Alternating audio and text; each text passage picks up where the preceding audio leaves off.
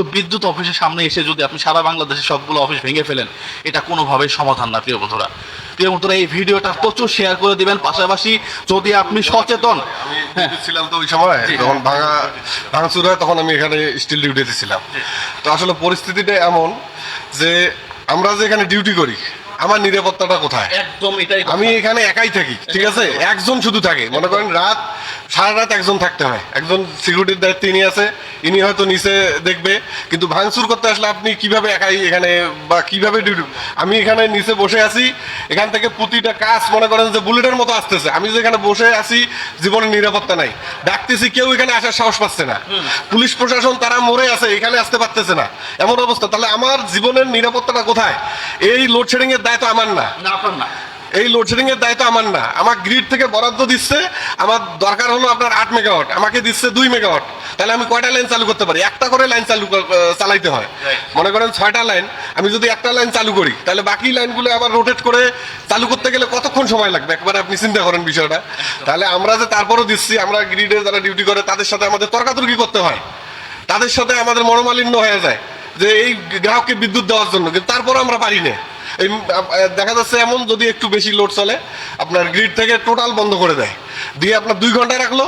এই 2 ঘন্টায় আমরা টোটালি কাউকে কোনো বিদ্যুৎ দিতে পারবো না। আর একটা গ্যাপ সৃষ্টি হলো রাত্রের মধ্যে। আবার একটা হচ্ছে আপনার এনএলডিসি থেকে আপনার স্ক্যাডা কেটে দেয়। এটা কেটে দিলে আপনার এখানে কারোর সঙ্গে যোগাযোগ করার কোনো ওয়ে নেই। আমরা দেখা যাচ্ছে এমন অবস্থা, এটা ঢাকা থেকে কেটে দেয়, আমরা শুধু এখানে বসে থাকি কখন চালু হয়। চালু হলে মনে করেন সাপোজ একটা ফিডার লোডশেডিং এর জন্য 1 ঘন্টা বন্ধ থাকলো, যখন চালু হলো 3 ঘন্টা পর আমি কাকে আগে দেবো? এখন আমি 2টা ফিডার চালু করলাম, দেখা যাচ্ছে আরো 3 ঘন্টা পর বা 4 ঘন্টা পর আরেকটা লাইন চালু করা যাচ্ছে।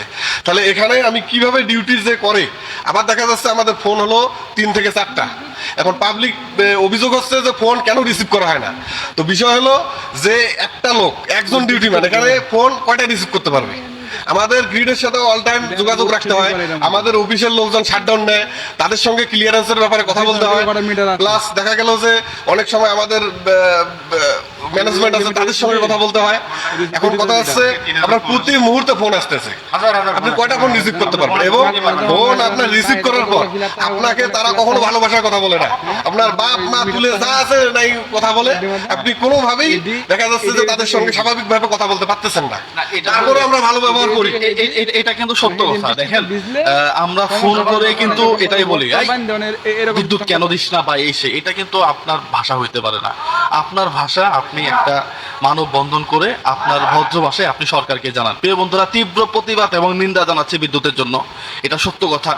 আমি ভ্যাট দেই, আমি ট্যাক্স দেই, আমাকে রাষ্ট্র বিদ্যুৎ দিতে বাধ্য। এটা আসলেই যারা দায়িত্বে আছে তাদের খতিয়ে দেখা উচিত। পাশাপাশি আপনাদের কাছে হাত জোর করে অনুরোধ করতেছি, আপনারা কেউ কোনো অফিসে গিয়ে এই ধরনের ভাইরা যারা কাজ করতেছে তাদেরকে হুমকির মুখে ফেলবেন না। এটা টোটালি আপনি অবিবেচক একটা কাজ করবেন, লজ্জাজনক একটা কাজ করবেন, ধিক্কারজনক একটা কাজ করবেন। প্রিয় বন্ধুরা, সবাই ভালো থাকবেন, সুস্থ থাকবেন।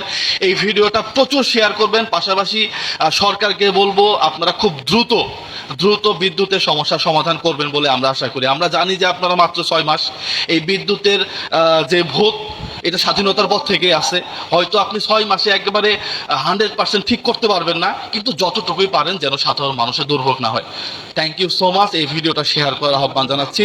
আসসালামু আলাইকুম ওয়া রাহমাতুল্লাহ।